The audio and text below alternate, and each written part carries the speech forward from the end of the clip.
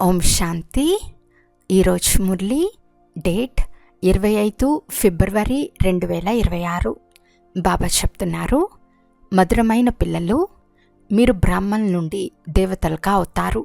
మీరే భారతదేశాన్ని స్వర్గంగా తయారు చేస్తారు. కావున మీకు మీ బ్రాహ్మణ జాతి గురించిన నష ఉండాలి. ప్రశ్న: సత్యమైన బ్రాహ్మణుల ముఖ్యమైన గుర్తులు ఏవి? జవాబు: సత్యమైన బ్రాహ్మణుల లంగరు ఈ పాత ప్రపంచం నుండి ఎత్తివేయబడి ఉంటుంది. వారు ఈ ప్రపంచ తీరాన్ని వదిలిపెట్టినట్లు ఉంటారు. 2. సత్యమైన బ్రాహ్మణులు అనగా చేతులతో పనిచేస్తూ ఉండాలి. బుద్ధి సదా తండ్రి స్మృతిలో ఉండాలి అనగా కర్మయోగులుగా ఉండాలి. 3. బ్రాహ్మణులు అనగా కమల్ పుష్ప సమానులు. 4. బ్రాహ్మణులు అనగా సదా ఆత్మాభిమానులుగా ఉండేందుకు పురుషార్థం చేయవారు. 5. బ్రాహ్మణులు అనగా కామ మహాశత్రువుపై విషయం ప్రాప్తి చేసుకునేవారు. ఓం శాంతి. ఆత్మీక తండ్రి ఆత్మీక పిల్లలకు అర్థం చేయిస్తున్నారు. పిల్లలు అనగా ఎవరు? ఈ బ్రాహ్మణులు. మనము బ్రాహ్మణులము, దేవతలుగా తయారయ్యేవారమని ఎప్పుడు మర్చిపోరాదు. వర్ణాలను కూడా స్మృతి చేసుకోవలసి ఉంటుంది. ఇక్కడ మీరు పరస్పరం కేవలం బ్రాహ్మణులే బ్రాహ్మణులు. బ్రాహ్మణులను అనంతమైన తండ్రి చదివిస్తున్నారు. చదివించేది ఈ బ్రహ్మ కాదు. బ్రహ్మ ద్వారా శివబాబా చదివిస్తున్నారు. బ్రాహ్మణులను మాత్రమే చదివిస్తారు. శూద్రుల నుండి బ్రాహ్మణులుగా అవ్వకుండా దేవీ దేవతలుగా అవ్వలేరు. వారసత్వం శివబాబా నుండి లభిస్తుంది. ఆ శివబాబా అందరికీ తండ్రి. ఈ బ్రహ్మను గ్రేట్ గ్రేట్ గ్రాండ్ ఫాదర్ అని అంటారు. అందరికీ లౌకిక తండ్రి ఉంటారు. పారలౌకిక తండ్రిని భక్తి మార్గంలో స్మృతి చేస్తారు. ఇతను అలౌకిక తండ్రి అని పిల్లలైన మీకు మాత్రమే తెలుసు, ఇతరులెవ్వరికీ తెలియదు. భలే, బ్రహ్మ మందిరం ఉంది. ఇక్కడ కూడా ఆదిదేవుడైన ప్రజాపిత మందిరం ఉంది. అతన్ని కొంతమంది మహావీరుడు అని అంటారు. దిల్వాలా అని కూడా అంటారు. అంటే హృదయ రాముడు అని కూడా అంటారు. కానీ వాస్తవానికి హృదయాన్ని ఆకర్షించువారు శివబాబా. ఆదిదేవుడైన ప్రజాపిత బ్రహ్మ కాదు. సర్వాత్మలను సదా సుఖవంతంగా సంతోషంగా తయారు చేయవారు ఒక్క తండ్రి మాత్రమే. ఇది కూడా మీకు మాత్రమే తెలుసు. ప్రపంచంలోని మనుషులకు ఏమాత్రం తెలియదు. వారి బుద్ధి తుచ్చంగా ఉంది. బ్రాహ్మణులైన మనం మాత్రమే శివబాబా నుండి వారసత్వం తీసుకుంటున్నాము. మీరు కూడా పదే పదే మర్చిపోతారు. స్మృతి చేయటం చాలా సులభం. యోగం అనే పదం సన్యాసులు ఉంచారు. మీరు తండ్రిని స్మృతి చేస్తారు. యోగం ఒక సాధారణ శబ్దం. దీనిని యోగ ఆశ్రమము అని కూడా అనరు. ఎందుకంటే ఇక్కడ తండ్రి మరియు పిల్లలు కూర్చుని ఉన్నారు. అనంతమైన తండ్రిని స్మృతి చేయటమే పిల్లల కర్తవ్యం. బ్రాహ్మణులైన మనం బ్రహ్మ ద్వారా తాత నుండి వారసత్వం తీసుకుంటున్నాము. అందువలన శివబాబా అంటున్నారు, వీలైనంత ఎక్కువగా శివబాబాను స్మృతి చేస్తూ ఉండండి. చిత్రాన్ని కూడా ఉంచుకుంటే స్మృతి ఉంటుంది. మనము బ్రాహ్మణులము, తండ్రి నుండి వారసత్వం తీసుకుంటున్నాము. బ్రాహ్మణులు ఎప్పుడైనా తమ జాతిని మర్చిపోతారా? శూద్రుల సాంగత్యం చేసినందున మీరు బ్రాహ్మణ తత్వంను మర్చిపోతారు. బ్రాహ్మణులు దేవతల కంటే ఉన్నతమైన వారు. ఎందుకంటే బ్రాహ్మణులైన మీరు మాత్రమే జ్ఞాన సంపన్నులు. భగవంతుని సర్వజ్ఞుడు అని అంటారు కదా. దీని అర్థం కూడా తెలియదు. అందరి హృదయాలలో ఏముందో తెలిసిన వాడని అంటారు. కానీ అలా కాదు. వారికి సృష్టి ఆది మధ్యాంతాల జ్ఞానం ఉంది. వారు బీజరూపులు, వృక్ష ఆది మధ్యాంతాల గురించి తెలిసిన వారు. అందువలన అటువంటి తండ్రిని చాలా ఎక్కువగా స్మృతి చేయాలి. ఇతని ఆత్మ కూడా ఆ తండ్రిని స్మృతి చేస్తుంది. ఆ తండ్రి అంటున్నారు, ఈ బ్రహ్మ కూడా నన్ను స్మృతి చేసినప్పుడే ఈ పదవి పొందుతాడు. మీరు కూడా స్మృతి చేసినప్పుడే పదవి పొందుకుంటారు. మొట్టమొదట మీరు అశరీరులుగా వచ్చారు. మళ్ళీ అశరీరులుగా అయ్యి వాపస్ వెళ్ళాలి. మిగిలిన వారంతా మీకు దుఃఖంనిస్తారు. అటువంటి వారిని ఎందుకు స్మృతి చేస్తారు? నూతన ప్రపంచంలోకి తీసుకెళ్లే నేను మీకు లభించాను కదా, అక్కడ ఎలాంటి దుఃఖము ఉండదు. అది దైవీ సంబంధం. ఇక్కడ మొట్టమొదట దుఃఖం కలిగించేది స్త్రీ పురుషుల సంబంధం, ఎందుకంటే వికారులుగా అవుతారు. ఇప్పుడు నేను మిమ్మల్ని ఆ ప్రపంచానికి అర్హులుగా చేస్తాను. అక్కడ వికారాల మాటే ఉండదు. కామం మహాశత్రువని గాయనం చేయబడింది. అది ఆది మధ్యాంతాలు దుఃఖం కలుగచేస్తుంది. క్రోధాన్ని ఆది మధ్యాంతాలు దుఃఖంనిస్తుందని అనరు. కామంను జయించాలి. కామమే ఆది మధ్యాంతాలు దుఃఖం కలుగచేస్తుంది, పతితులుగా చేస్తుంది. వికారులను పతితులు అని అంటారు. ఈ శత్రువుపై విజయం పొందాలి. స్వర్గంలోని దేవీ దేవతలుగా అవుతున్నామని మీకు తెలుసు. ఈ నిశ్చయం లేనంత వరకు ఏమీ పొందలేరు. తండ్రి అర్థం చేయిస్తున్నారు, పిల్లలు మీరు మనసా వాచా కర్మన ఖచ్చితంగా తయారవ్వాలి. ఇందులో శ్రమ ఉంది. మీరు భారతదేశాన్ని స్వర్గంగా తయారు చేస్తారని ఈ ప్రపంచంలో ఎవరికీ తెలియదు. పోను పోను అర్థం చేసుకుంటారు. ఒకే ప్రపంచం, ఒకే రాజ్యం, ఒకే మతం, ఒకే భాష కావాలని అంటారు. సత్యుగంలో 5000 సంవత్సరాల క్రితం ఒకే రాజ్యం, ఒకే ధర్మం ఉండేదని, దానిని స్వర్గమని అంటారని మీకు తెలుసు. రామరాజ్యం, రావణ రాజ్యం అనగా ఏమిటో ఎవరికీ తెలియదు. 100% తుచ్చబుద్ధి నుండి మీరిప్పుడు స్వచ్ఛమైన బుద్ధి కలవారిగా నెంబర్వార్ పురుషార్థానుసారం తయారవుతారు. తండ్రి కూర్చుని మిమ్మల్ని చదివిస్తున్నారు. మీరు కేవలం తండ్రి మతంను అనుసరించండి. తండ్రి అంటున్నారు, ఈ పాత ప్రపంచంలో ఉంటూ కమల్ పుష్ప సమానం పవిత్రంగా ఉండండి. నన్ను స్మృతి చేస్తూ ఉండండి. తండ్రి ఆత్మలకి అర్థం చేయిస్తారు. నేను ఈ అవయవాల ద్వారా ఆత్మలను మాత్రమే చదివించేందుకు వచ్చాను. ఆత్మలైన మీరు కూడా అవయవాల పూజకు అర్హులుగా లేరు. గాయన యోగ్యంగా ఉన్నారు. పూజకు యోగ్యులైన వారు దేవతలు. మీరు శ్రీమతంను అనుసరించి విశ్వాన్ని పవిత్ర స్వర్గంగా తయారు చేస్తారు. అందుకే మీకు మహిమ ఉంది. మీకు పూజ జరిగేందుకు వీలు లేదు. బ్రాహ్మణులకు మాత్రమే గాయనం ఉంది, దేవతలకు లేదు. తండ్రి మిమ్మల్ని మాత్రమే శూద్రుల నుండి బ్రాహ్మణులుగా తయారు చేస్తున్నారు. జగదాంబ లేక బ్రహ్మ మొదలైన వారి మందిరాలను నిర్మిస్తారు, కానీ వారెవరో కట్టించిన వారికే తెలియదు. జగత్పిత అనగా బ్రహ్మ కదా, అతన్ని దేవత అని అనరు. దేవతల ఆత్మ మరియు శరీరం రెండూ పవిత్రంగా ఉంటాయి. ఇప్పుడు ఆత్మలైన మీరు పవిత్రమవుతున్నారు. శరీరం పవిత్రంగా లేదు. ఇప్పుడు మీరు ఈశ్వరుని మతంను అనుసరించి భారతదేశాన్ని స్వర్గంగా తయారు చేస్తున్నారు. మీరు కూడా స్వర్గానికి అర్హులుగా అవుతున్నారు. తప్పకుండా సతో ప్రధానంగా అవ్వాలి. తండ్రి కూర్చుని చదివించేది బ్రాహ్మణులైన మిమ్మల్ని మాత్రమే. బ్రాహ్మణ వృక్షం వృద్ధి చెందుతూ ఉంటుంది. పక్కా బ్రాహ్మణులైన వారు దేవతలుగా అవుతారు. ఇది నూతన వృక్షం. మాయవి తుఫాన్లు కూడా వస్తాయి. సత్యుగంలో ఎలాంటి తుఫాను ఉండదు. ఇక్కడ మాయ తండ్రి స్మృతిలో ఉండనివ్వదు. తండ్రి స్మృతిలో ఉండాలని, తమో నుండి సతో ప్రధానంగా అవ్వాలని మనం కోరుకుంటాము. అంతా స్మృతి పైననే ఆధారపడి ఉంది. భారతదేశపు ప్రాచీన యోగం ప్రసిద్ధి చెందింది. కొంతమంది విదేశస్తులు కూడా వచ్చి ప్రాచీన యోగం నేర్పించాలని కోరుకుంటారు. యోగాలు 2 రకాలు. 1 హఠయోగం, 2 రాజయోగం. మీరు రాజయోగులు. ఇది భారతదేశపు ప్రాచీన యోగం.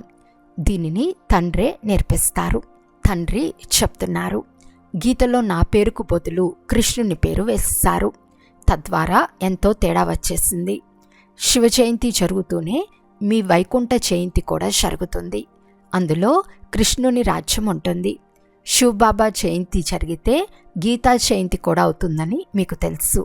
వైకుంఠ జయంతి కూడా జరుగుతుంది. అందులో మీరు పవిత్రమైపోతారు.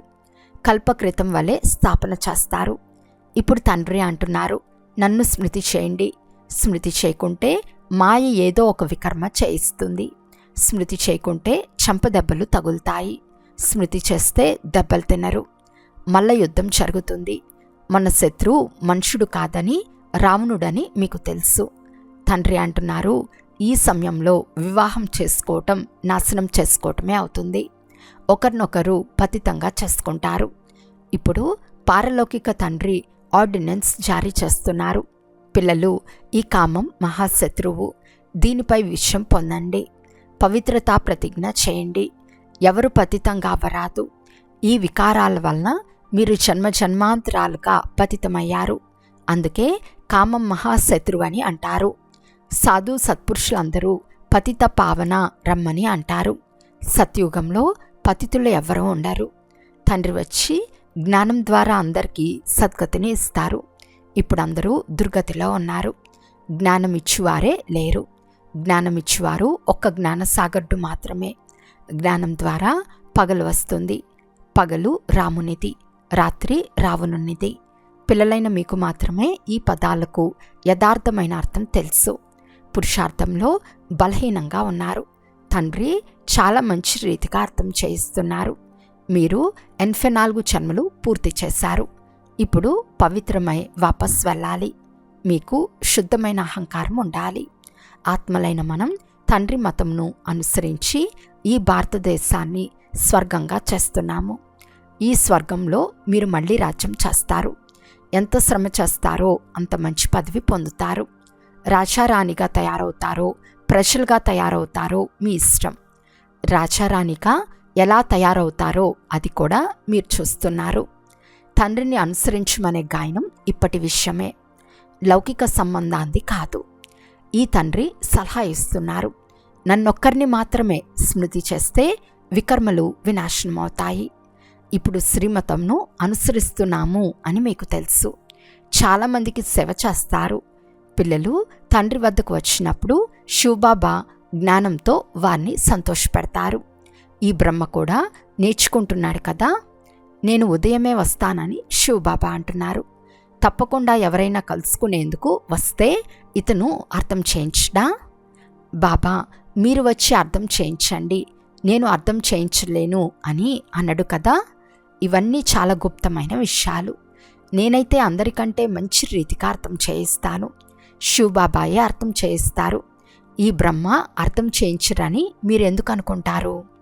కల్పక్రితం ఇతను తెలియచేసినందునే ఈ పదవిని పొందాడు. మమ్మ కూడా జ్ఞానం ఇచ్చేవారు కదా, ఆమె కూడా ఉన్నత పదవిని పొందుతుంది. మమ్మ బాబాలను సూక్ష్మవతనంలో చూస్తారు కనుక పిల్లలు వారిని అనుసరించాలి. సరెండర్ అయ్యేది పేదలే, ధనవంతులు అలా అవ్వలేరు. బాబా నా సర్వస్వము మీదే అని పేదవారే అంటారు. శివబాబా ఇచ్చేవారు, వారెప్పుడూ తీసుకోరు. పిల్లలతో అంటున్నారు, ఇదంతా మీ కొరకే. నేను నా కొరకు ఇక్కడ కానీ అక్కడ కానీ భవనాలు నిర్మించుకోను. మిమ్మల్ని స్వర్గానికి అధికారులుగా తయారు చేస్తాను. ఇప్పుడు జ్ఞానరత్నాలతో చోలును నింపుకోవాలి. మందిరానికి వెళ్ళి నా చోలను నింపమని వేడుకుంటారు. కానీ జోల ఎటువంటిది? దేనితో నింపాలి? జోలును నింపువారు ధనంనిచ్చే లక్ష్మి. శివుని వద్దకు వెళ్ళరు, శంకరుని వద్దకు వెళ్ళి అలా అంటారు. శివశంకర్లు ఒకటేనని భావిస్తారు. కానీ వారిరువురు ఒకటి కాదు. తండ్రి వచ్చి సత్యమైన విషయాలు తెలుపుతున్నారు. వారు దుఃఖహర్త, సుఖకర్త. పిల్లలైన మీరు గృహస్థ వ్యవహారంలో కూడా ఉండాలి. వ్యాపారాలు మొదలైనవి కూడా చూసుకోవాలి. ప్రతి ఒక్కరూ బాబా ఈ విషయంలో మేము అసత్యం చెప్పవలసి వస్తుందని తమ కొరకు సలహా అడుగుతారు. నాడి చూసి ఏమి చేయాలో సలహా ఇవ్వబడుతుంది. నేను చెప్పినా చేయలేకుంటే అటువంటి సలహా ఎందుకు ఇవ్వాలని అనుకుంటారు. నాడి చూసి పాటించగల సలహా మాత్రమే ఇస్తారు. చెప్పినా చేయకుంటే ఆజ్ఞను ఉల్లంఘించిన వారి లైన్లోకి వచ్చేస్తారు. ప్రతి ఒక్కరికి తమ తమ లెక్కాచారం ఉంది. సజ్జన్ మాత్రం ఒక్కరే, వారి వద్దకు రావాల్సి వస్తుంది. వారు సత్యమైన సలహాను ఇస్తారు. బాబా ఈ పరిస్థితిలో మేము ఎలా నడుచుకోవాలి, ఇప్పుడేం చేయాలి అని ప్రతి ఒక్కరూ అడగాలి. తండ్రి స్వర్గంలోకి తీసుకెళ్తారు. మనం స్వర్గవాసులుగా అవుతామని మీకు తెలుసు. ఇప్పుడు సంగం వాసులుగా ఉన్నాము. మీరిప్పుడు నరకంలోనూ లేరు, స్వర్గంలోనూ లేరు. బ్రాహ్మణులైన వారి లంగర్ ఈ చీచీ ప్రపంచం నుండి ఎత్తివేయబడింది. మీరు కలియుగ తీరాన్ని వదిలేశారు. కొంతమంది బ్రాహ్మణులు స్మృతి యాత్రలో తీవ్రంగా ఉన్నారు, కొంతమంది తక్కువగా ఉన్నారు, కొంతమంది చేయి వదిలేస్తారు, అనగా మళ్ళీ కలియుగంలోకి వెళ్ళిపోతారు. నావికుడు మనల్ని తీసుకెళ్తారని మీకు తెలుసు. ఆ యాత్రను అనేక మార్లు చేశారు. మీరు చేసేది ఒకే ఒక్క యాత్ర. ఈ యాత్ర పూర్తిగా భిన్నమైనది. స్మృతిని తప్పించే తుఫాన్లు కూడా వస్తాయి. ఈ స్మృతి యాత్రలో మంచి రీతిగా పక్కాగా అవ్వాలి. అందుకు శ్రమ చేయండి. మీరు కర్మయోగులు. చేతులతో పనిచేస్తూ వీలైనంత ఎక్కువగా మనసుతో స్మృతి చేస్తూ ఉండండి. అర్ధకల్పం ప్రేయస్సులైన మీరు ఆ ప్రియుణ్ణి స్మృతి చేస్తూ వచ్చారు. బాబా, ఇక్కడ చాలా దుఃఖం ఉంది, ఇప్పుడు మమ్మల్ని సుఖధామానికి అధికారులుగా చేయండి నన్ను పిలిచారు. స్మృతి యాత్రలో ఉంటే పాపాలు నశిస్తాయి. మీరే స్వర్గవారసత్వంను పొందారు, ఇప్పుడు పోగొట్టుకున్నారు. భారతదేశం స్వర్గంగా ఉండేది. దానినే ప్రాచీన భారతదేశం అని అంటారు. భారతదేశాన్ని చాలా గౌరవిస్తారు. ఇది అన్నిటికంటే పెద్ద దేశం, అన్నిటికంటే ప్రాచీనమైనది కూడా. కానీ ఇప్పుడు భారతదేశం చాలా పెద్దదైపోయింది. అందుకే అందరూ సహాయం చేస్తున్నారు. చాలా ధాన్యం పండుతుందని వారనుకుంటారు. విదేశాల నుండి కూడా తెప్పించే పని ఉండదని భావిస్తారు. కానీ వినాశనం సమీపంగా ఉందని మీకు తెలుసు. దీన్ని బాగా తెలుసుకున్నవారు ఆంతరికంలో చాలా సంతోషంగా ఉంటారు. ఎగ్జిబిషన్ చూసేందుకు చాలామంది వస్తారు. విని వీరు సత్యమే చెప్తున్నారు అని అంటారు. కానీ మనం తండ్రి నుండి వారసత్వం తీసుకోవాలని వారి బుద్ధిలో నిలవదు. బయటకు వెళ్తూనే సమాప్తమైపోతుంది. మనల్ని స్వర్గంలోకి తీసుకెళ్తారని మీకు తెలుసు. అక్కడ గర్భచైలు కానీ ఈ చైలు కానీ ఉండవు. ఇప్పుడు జైలుకు వెళ్ళి రావటం కూడా చాలా సులభమైపోయింది. సత్యుగంలో జైలు ముఖం కూడా చూడరు. అటువంటి 2 జైళ్ళు ఉండవు. ఇప్పుడు మాయవి ఆడంబరం చాలా ఎక్కువగా ఉంది. పెద్ద పెద్ద వారిని కూడా అంతం చేసేస్తుంది. ఈరోజు చాలా గౌరవిస్తారు, రేపటికి ఆ గౌరవం సమాప్తమైపోతుంది. ఈ సమయంలో ప్రతి విషయం చాలా వేగంగా జరుగుతూ ఉంది. మృత్యు కూడా వేగమవుతూ పోతుంది. సత్యుగంలో ఇటువంటి ఉపద్రవాలు ఉండవు. పోను పోను ఏమవుతుందో చూస్తారు. చాలా భయంకరమైన దృశ్యాలు ఉంటాయి. పిల్లలైన మీరు సాక్షాత్కారంలో కూడా చూశారు. మీకు ముఖ్యమైనది స్మృతి యాత్ర. అచ్చా, మధురాతి మధురమైన అపురూపమైన పిల్లలకు మాతాపిత బాప్దాదాల ప్రియ స్మృతులు మరియు గుడ్ మార్నింగ్. ఆత్మిక పిల్లలకు ఆత్మిక తండ్రి నమస్తే. ఆత్మిక తండ్రికి ఆత్మిక పిల్లల యొక్క ప్రియ స్మృతులు మరియు నమస్తే నమస్తే నమస్తే. ధారణ కొరకు ముఖ్య సారము. ఫస్ట్ పాయింట్, మనసా వాచా కర్మన చాలా ఖచ్చితంగా అవ్వాలి. బ్రాహ్మణులకాయి శూద్ర కర్మలేవి చేరాదు. సెకండ్ పాయింట్, బాబా నుండి లభించిన సలహాను పూర్తిగా పాటించి ఆజ్ఞాకారులుగా అవ్వాలి. కర్మయోగులుకాయి పనులు చేయాలి.